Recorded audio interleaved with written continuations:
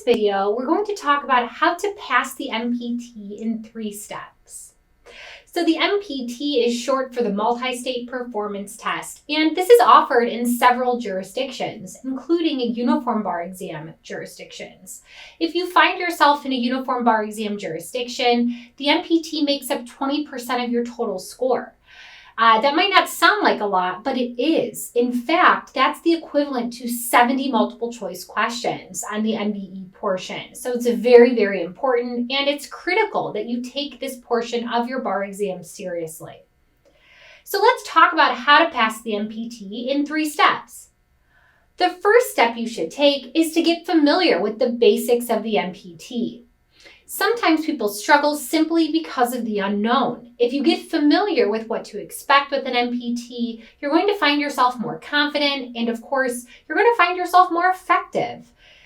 So an MPT will have you complete a specific task. Some of the common tasks that we see are things like objective memos. Basically, you're usually writing a memo to your boss, and you're giving them kind of all of the information that they need to know about a specific legal issue.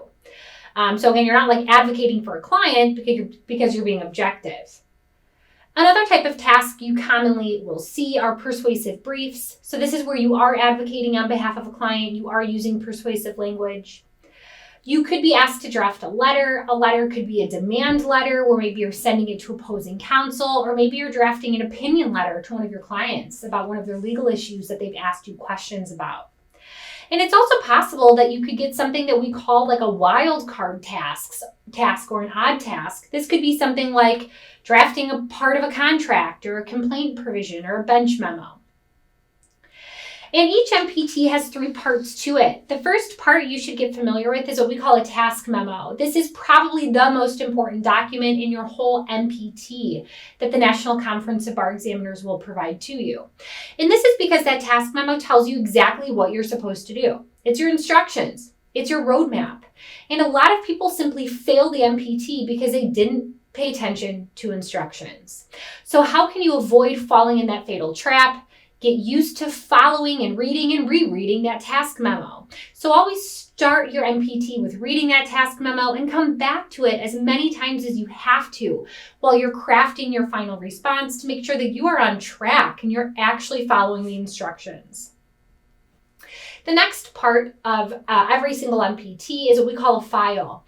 The file contains various factual documents. It might be pleadings, it could be interviews, it could be deposition transcripts.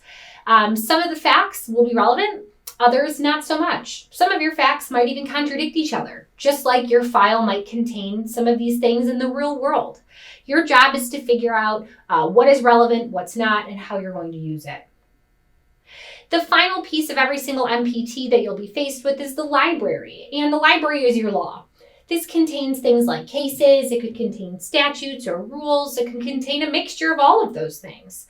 And again, your job is to read it, interpret it, and determine if it's relevant and how you're going to use it. Remember that the MPT does not require you to have any sort of outside knowledge on the law, and in fact, you're supposed to just use the law that's provided to you in that library. Remember that if you are taking the MPT in a uniform bar exam jurisdiction, you'll be given 2 MPTs and you'll be given 90 minutes for each.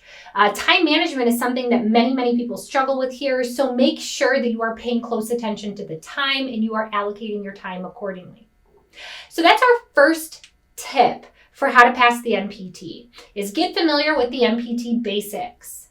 Our second step for you to pass the MPT is to review and memorize the formats for each type of MPT. So if you're familiar with any of our frequency charts about how frequently certain MPT tasks are tested, you probably know what I'm about to say.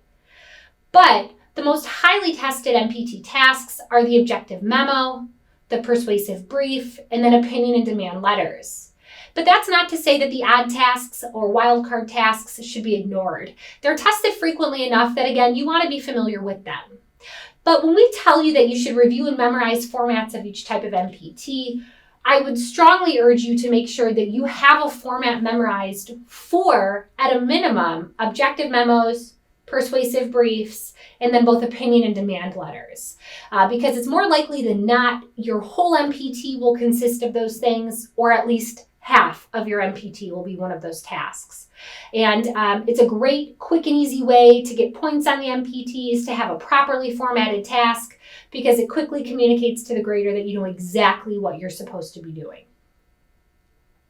And our third step for you to pass the MPT is to practice. So many people put off the MPT because they say, I don't have to know any outside law. How hard could it be? But the reality is you might not know how to format some of these tasks, or you might not be able to perform these tasks in 90 minutes, and you won't know that unless you're practicing. So practicing is key here for passing the MPT. And remember, every time you practice, please get in the habit of self-grading your MPT, and you can self-grade by using the National Conference of Bar Examiners point sheets. It's essentially a document that shows you every single thing that could have been in your MPT, and it talks about formatting. And you should also try to get your hands on a good student answer, or like a model answer, so to speak.